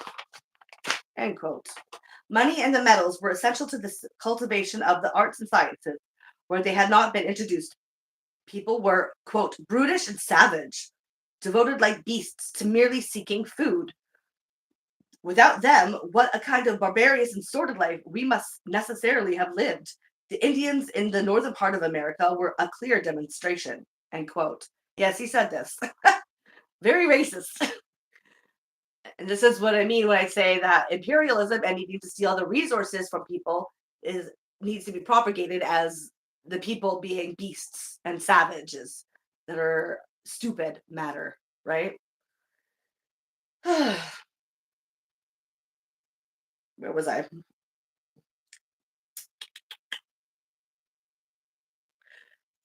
What Ray and his age did not see was the way in which these very metals and money, coupled with alcohol, would destroy the holistic lifestyle of the American Indians, their interconnection with nature, and their own natural religion.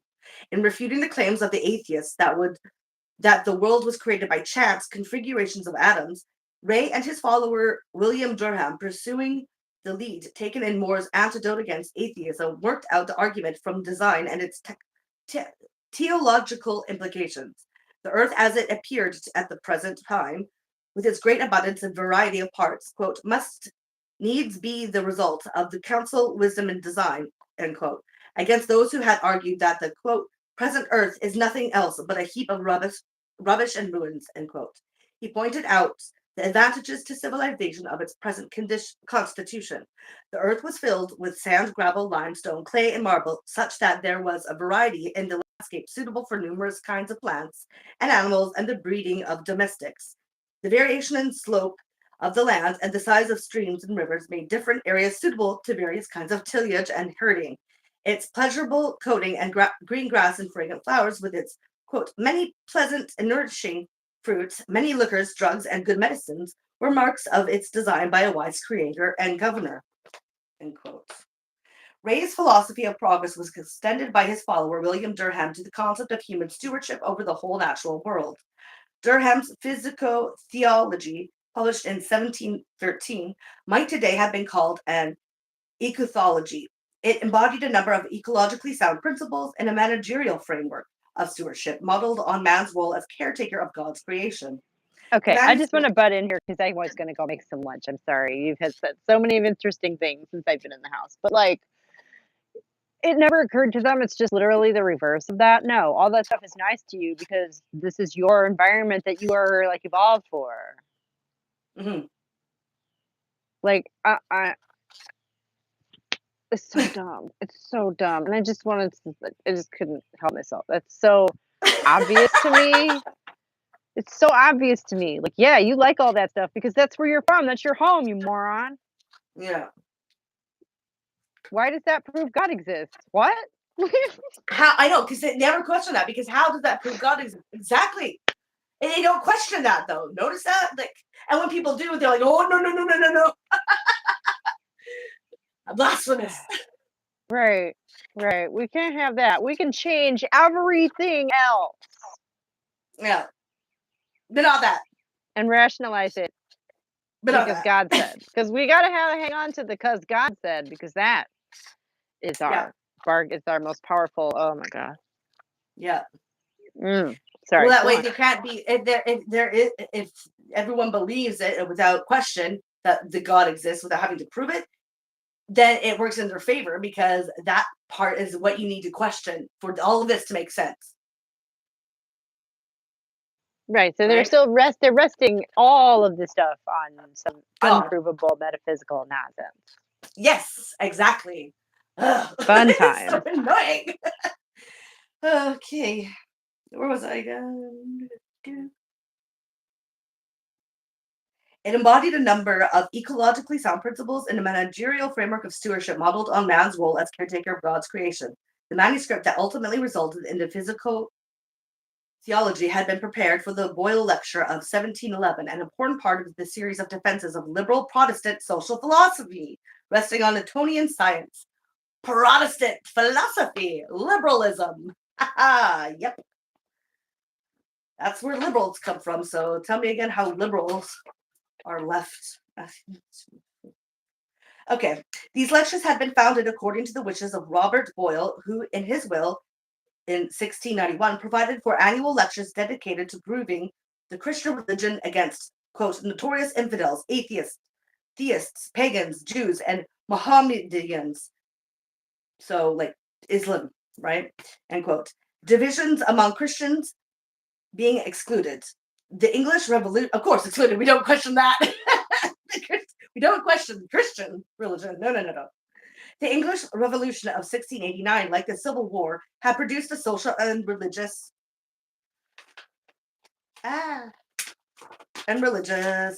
disorientation, resulting in the need for a reassertion of a moderate latitudinarian religion that would support the continued development of an acquisitive market society. The natural religion expounded in the Boyle lectures offered arguments for the existence of the deity based on the achievements of natural science and the providential care of God over his creation. Newtonian natural philosophy and natural religion could be united in the attempt to restore the ordered society necessary for entrepreneurial advancement. Business is God. Don't question it.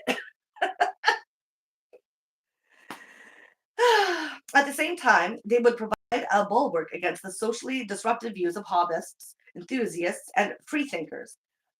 Latitudinarian control over the church had been threatened by the 1689 revolution, and the latitudinarians needed again to codify religious, secular, and social goals. Although Durham's latitudinarian affiliation is not as clear as that of the other Boyle lecturers, his ministerial position in Essex was probably obtained with the help of latitudinarian moderate divines. His theology accepted the Judeo-Christian ideal of human domination over nature in the form of a stewardship that supported progress. Man, quote, the top of the lower world, end quote, was given superiority in the animal world.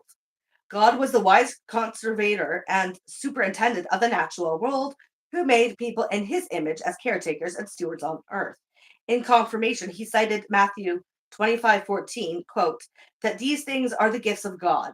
They are so many talents entrusted with us by the infinite Lord of the world, a stewardship, a trust reposed in us, for which we must give an account at the day when our Lord shall call, end quote. God's gifts should be used in secular lives and callings.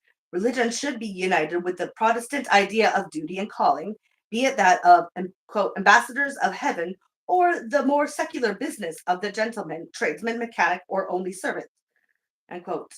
Worldly occupations should be discharged with diligence, care, and fidelity. In Luke 16:2, God had said to the unfaithful steward, quote, give an account of thy stewardship, for thou mayest be no longer steward. The idea of man as nature's guardian and caretaker was a managerial interpretation of the doctrine of dominion. Oh, imagine that. End quote. Durham followed Bacon in the idea that we should pry into nature to extract our secrets in order to control nature, even taking over the harshness of Bacon's language. Quote, we can, if need be, ransack the whole globe, penetrate into the bowels of the earth, descend to the bottom of the deep, travel to the farthest regions of this world, to acquire wealth, to increase our knowledge, or even only to please our eye and fancy. End quote. Can you imagine? Imagine that. Imagine that. There were many, quote, many secret, grand functions and operations of nature in the bowels of the earth. End quote. Once extracted, these secrets could be used to improve man's lot on earth in order to fulfill the New Testament commandments. Quote, love thy neighbor. End quote. Nature contains such an abundance of creatures, minerals, and fossils, and so many of each species that, quote, there is nothing wanting to the use of man or any other creature of this lower world, end quote. Even if every age or culture changed its food, clothing, and shelter every day, quote, still the creation would not be exhausted. Still nothing would be wanting for food, nothing for physic, nothing for building and habitation, nothing for cleanliness or refreshment, yea, even for recreation and pleasure, end quote. Because, how does that work when the world is finite? You've already polluted London and had to go somewhere else. What happens when you keep doing that on a finite planet? It turns to that London, but globally. And this isn't rocket science. Because magical thinking. Obviously, they had to resort to magical thinking, right? Because they didn't want to learn that lesson. But it's so obvious that doesn't work. If they can understand like physics, if they can understand matter, if they can like understand all that, they know what they're saying is bullshit. You cannot tell me otherwise, because it's obvious to like a fucking preschooler. But like, you can't just take everything and expect everything to still be there when you take something that doesn't work. Right. No, they want to have their cake and eat it too. And the reason that they think it's going to work is because God. Yeah. Because God magic. Even if there's little physical, like objective material instances showing you that is not how that is going to happen. Right. Oh, no. We can't fucking like just take it. No, we don't want to learn that lesson. We don't like that lesson. We're going to rationalize ourselves away from actually learning that lesson at all. Yeah, right? That's amazing. I know. Do you love that? The Creator had supplied the earth with endless bounty for the needs of life on it, but this abundance must be managed properly by God's rational stewards, i.e. us. Durham overestimated the extent of nature's resources, much of the New World being as yet undeveloped, but his unabiding faith in God as the great conservator and supplier of creation's needs caused him to make an optimistic claim that, quote, the munificence of Creator is such that there is abundantly enough to supply the wants, the convenience, yea, almost the extra agencies of all the creatures in all places, all ages, and upon all locations, end quote. Sure. Bullshit. That's so bullshit.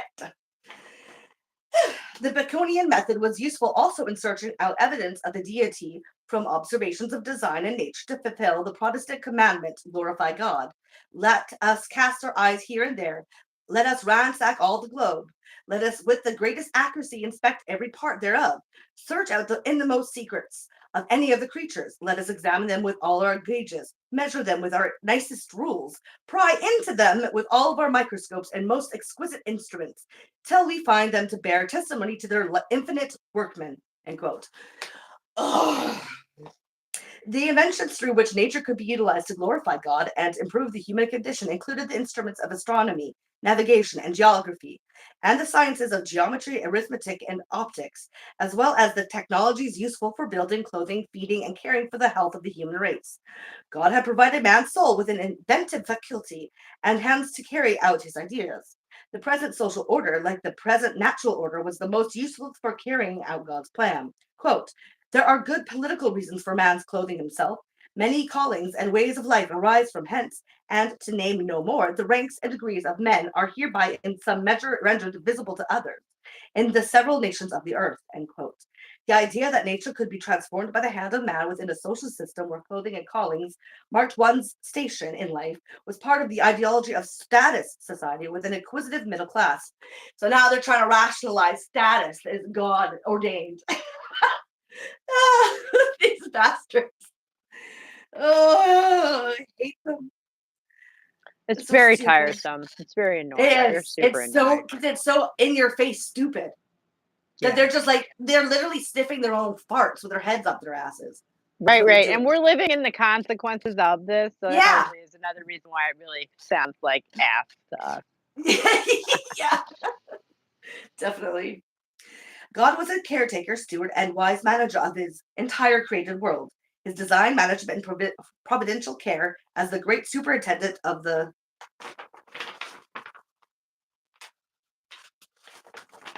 universe was a model for human management of the earth.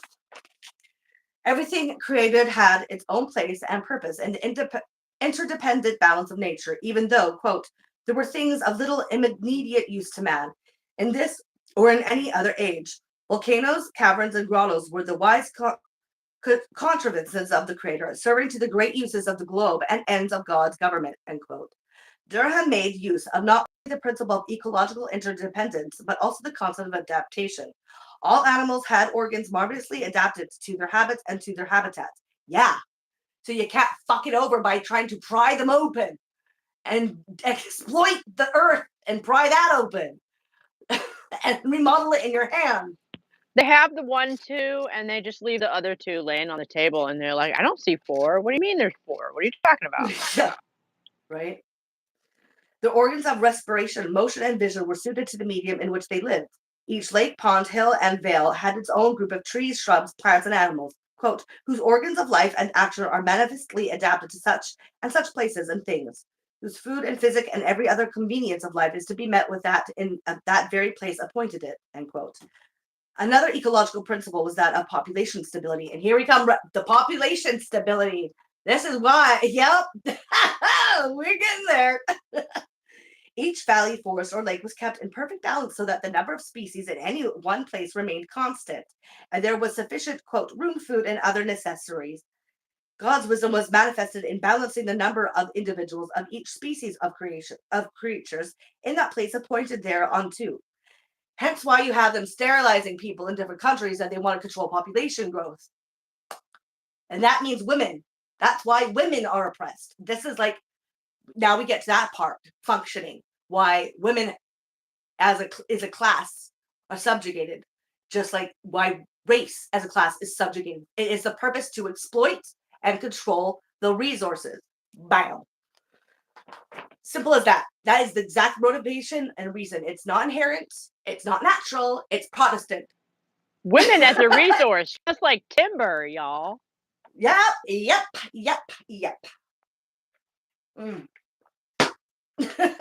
Bam.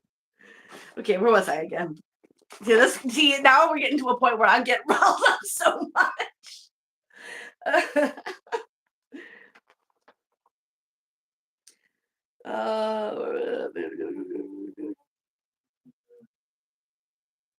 Okay, I've lost my spot. Just give me a sec here.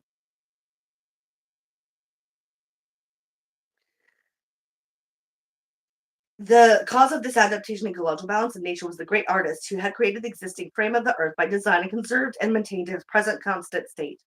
The optimism expressed by Durham over the fitness of the present constitution of the earth was part of the growing 18th century optimism over the progress of the human race as a rational species in control of its environment. By then, Newtonian science had given natural religion a firm basis. And the work of the scientists of the Royal Society had helped to contribute to such areas as natural history, electricity, chemical reactions, medicine, and the practical arts, where Newton had not provided a synthesis. Atheism was refuted far more confidently by the Boyle lecturers of the 1690s and 1700s than by the Cambridge Platonists of the 1650s and 1660s, who left the firm Newtonian synthesis and the institutionalization of science as an ideology for organizing other areas of human life. The argument from design and the organic philosophy of John Evelyn, the Cambridge Platonists, and the naturalist theologians represented an adaptation of organicism to the managerial of mechanism and the ideal of progress in an expanding market society. Growth and trade must not be halted due to the depletion of resources, nor should nature be exploited for short-term gain, But if it could be used wisely and understood rationally, nature's abundance would not be exhausted. Yeah. Much like its 17th century predecessors, today's managerial ecology. Come on. Subjects nature to rational analysis for long-term planning. By further reducing the vegetative community to an ecosystem, the anthropomorphic connotations of group sharing give way to the physical descriptions and equations associated with quantitative analysis. The thermodynamic laws of energy exchange describe the behavior of physical and biotic components within the mathematical framework of systems theory. The reductionist ecology of Arthur Georges Tansley, developed in the 1950s, has matured into the Club of Rome's computer model, which predicts the limits to growth for the entire world system. Have you ever read the Club of Rome? Jesus Christ. But the reductionist model of the new ecologist has its limits. It is difficult, if not impossible, to successfully program contexts and patterns into a computer. Removing components or abstracting data from the environmental context can alter the whole, distorting its behavior. The organismic small community approach, which relies on human decision makers and particularly democracy rather than on experts, represents an alternative to the managerial ethic that developed out of 17th century mechanism. The land ethic of Aldo Leopold in 1949, the declarations of interdependence of ecology action groups, and the nature religion of Kallenbach's ecotopians present a community-oriented ecocentric alternative to the homocentric ethics of ecosystem management. And we're done. Woo! That was a fun chapter. Got me riled up real good.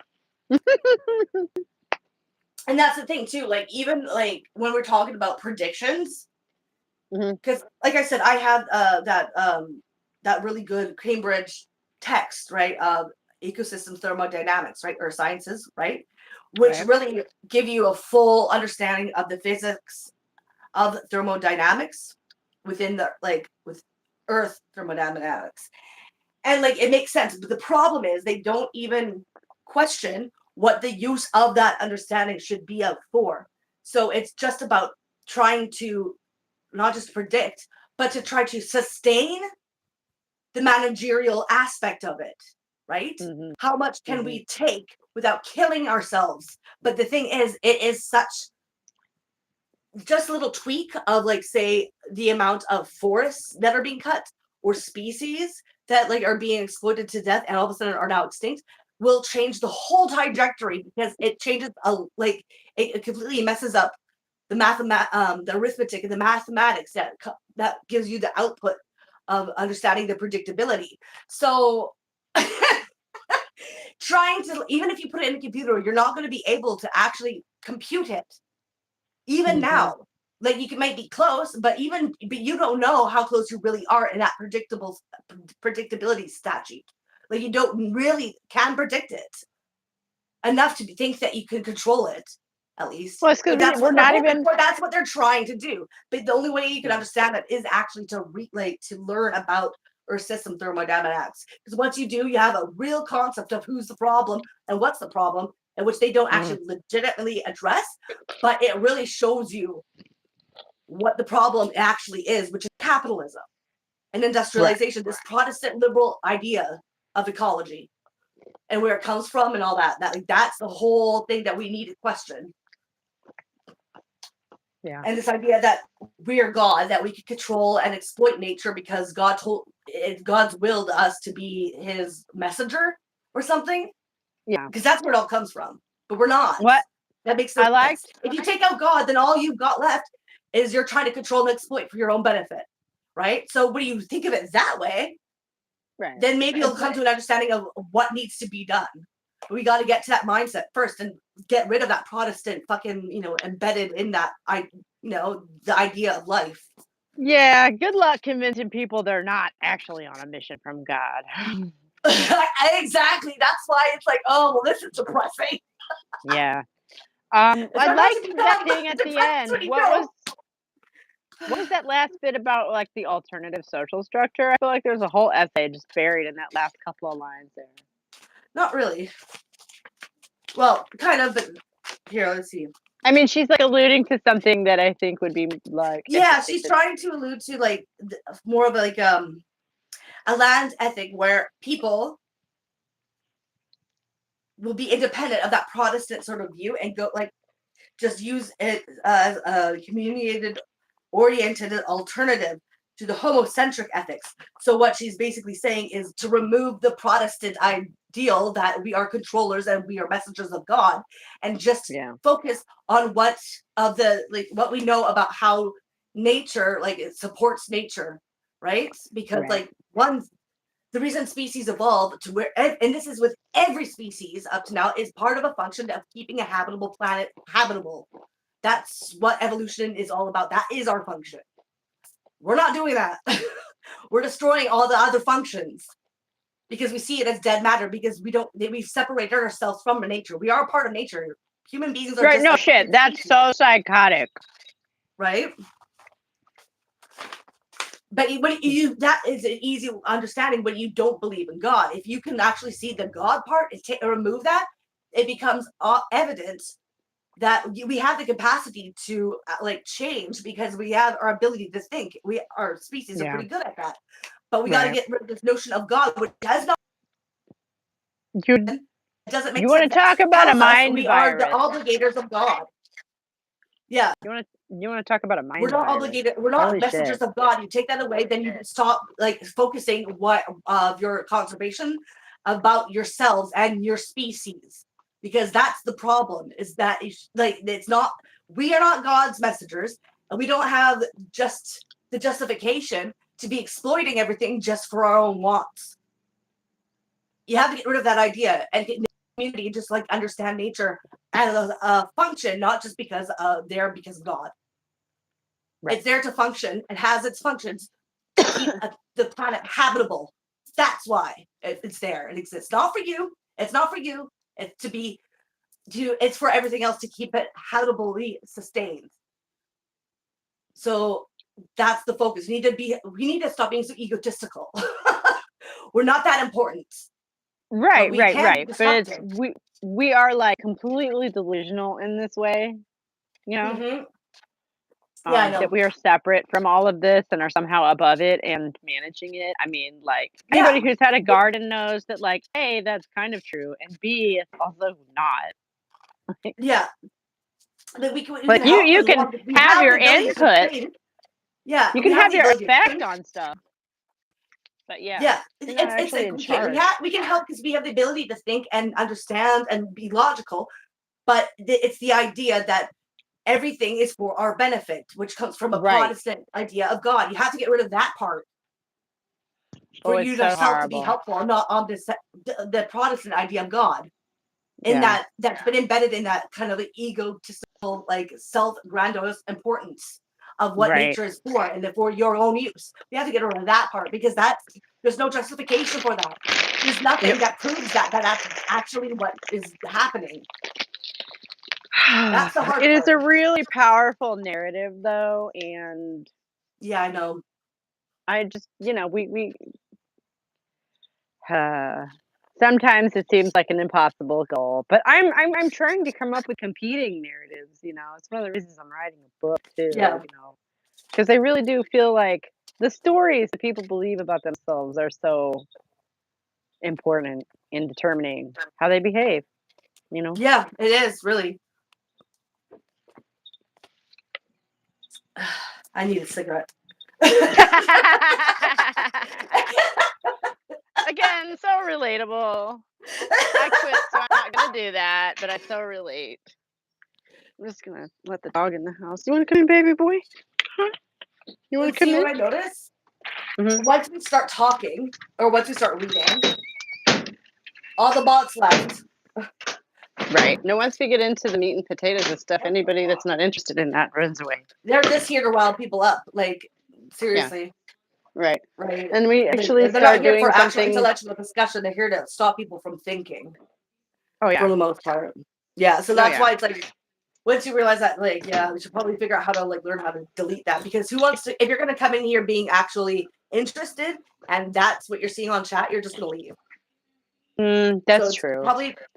probably detrimental to actually have them be there when they're just there to try to infuriate people and to rile people up, you know? Yes. I'm just not used to them being there at all, you know. For the most part, it's just been quiet all this time. Mhm. It's just lately that's been like that's all that's been like probably because you're flagged or something, right? Could be that to Oh, like when you like I come on. say, I know why it's not showing my videos to anybody because it thinks that I need to fix my AdSense account. Yeah. Yeah, so that is annoying as shit. And I'm really kind of holding out judgment until a couple months from now when I finally get all that shit sorted out. Yeah. And then, we'll see how autumn looks. hmm I'm really bad at knowing and understanding how YouTube works myself that I can't be helpful. I mean, I can look into it, but like I don't know how. No, it's okay. I can that. tell you exactly what it is because I have a friend who was putting some money behind a few of my videos earlier this year, and then his Yeah. business partner, his head employee, like dipped on him, and so he's been having to do all of his work. Yeah, but it shouldn't be like that. Like that's so ridiculous. No, I know, because like, why does he have to build me a website in the first place so that I can then use that to sponsor my own videos? Have you never heard of a fucking sponsor? What? Yeah. Maybe I'm misunderstanding it, but I'm pretty sure that's how he explained it, and I'm just sort of waiting for him to get caught up on his so he can go build me a website. And then I'm gonna have a website, so that's cool. Yeah. And that's what he does for a living. I'm getting a free website basically out of it, so that's cool. That's awesome, but like it shouldn't be like that. I don't know. No, YouTube is confusing when it comes to the revenue shit, and they keep changing the rules and like Right. how the algorithm like functions. I can't keep up with it. Like that'll take all my time and effort, and I'm just not willing. Yeah, I like that. That's one of the problems shit. of technology. It makes you have to, if you want to be useful in it, you have to like keep focus on it, and then that means you're not focusing your on anything else going on around you, which is detrimental again, right? We long ago reached the point of diminishing returns as far as updates and shit go, right? Like we long ago reached the point of saturation of like, oh, they changed the interface again. Yeah. You know, like how many thousands of fucking times, people our age especially, how many thousands of fucking times have you gone to the thing you use every day and it's completely different? Yeah, exactly. I can't keep up with that shit because there's more important shit. It's so incredibly infuriating. It's time consuming, and it's like it's just depleting your like ability to function intelligently because all your intelligence is focused on trying to just keep up with the system that doesn't need to be this difficult to understand. Right. Yeah. And it's on purpose. I swear to God, it's purposeful. No, yeah. Even just phone updates, like the new they keep like popping out new things and new and different brands will function differently on each like device that you have of the same thing. It's just like, oh my God, I don't care.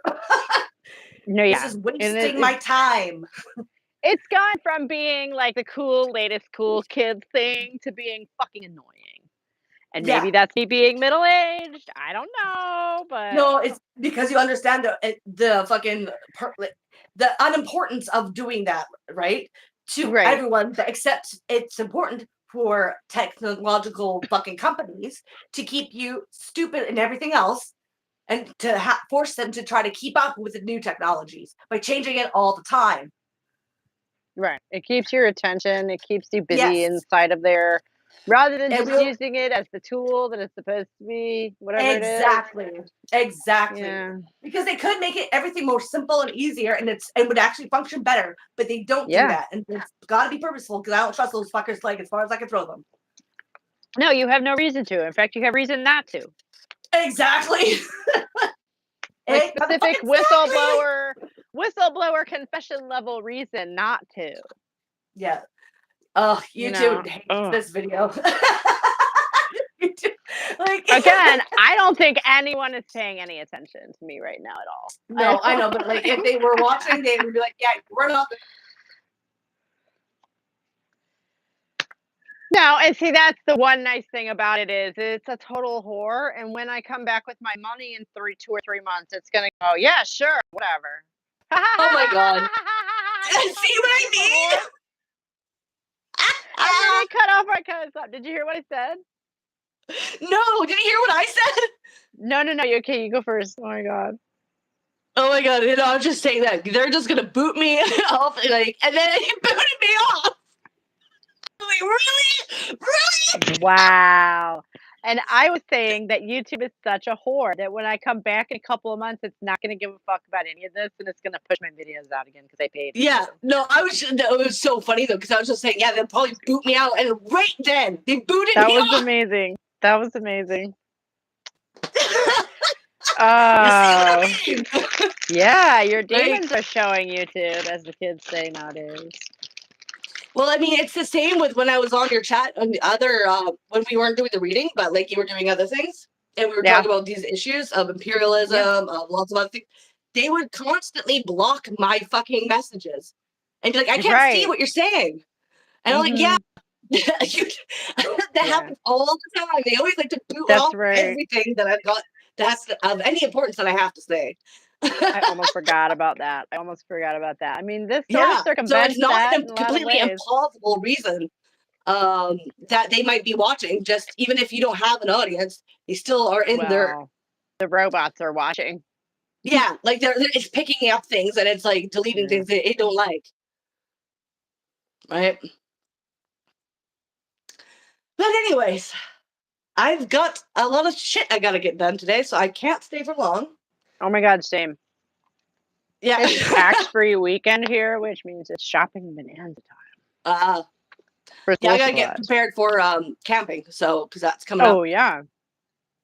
What I'm doing right now is I'm camping over at a little. I'm gonna be taking a little dinghy boat over to an island that doesn't have any roads or houses or nothing, and I'm camping over there. So that's gonna be a lot of fun.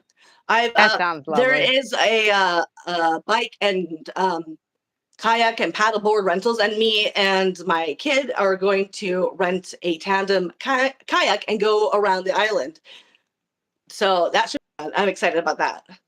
Can you take a picture of a tandem kayak? Because I'm having difficulty even imagining what that is. That sounds so cool. Oh yeah, no, sure, of course. Do you know what a tandem is, right? A tandem kayak?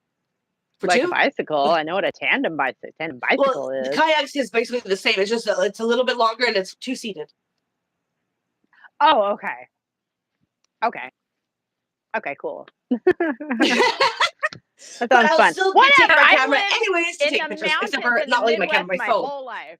We don't go, like, you know. I lived in like landlocked areas my whole life. Okay, so yeah. See, I'm not. So I'm so used to all the different things that people use to do that.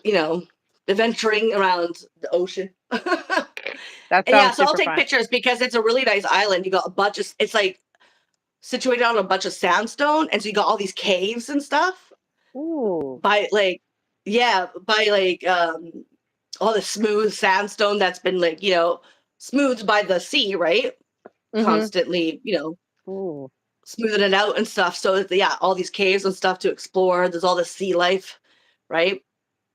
I mean, we could be out there and all of a sudden, there'll be a killer whale or a humpback whale or like right beside us, swimming with us. Dolphins even sometimes. Wow. See these huge jellyfish too. Seals, otters. There's like a bunch of sea life everywhere too. So yeah, should be interesting. Hopefully I'll be able to see something really cool. Yeah, that'd be kind of cool. Great. So you'll have to tell us about that on Friday. Yeah. Something to look forward to. Yeah. And I'll also, right after I get off, I do plan on watching your video since I did miss it since I was sleeping. Oh, yeah. Like I say, I'm sure, like, you know what it's about already. I'm pretty sure I've told you.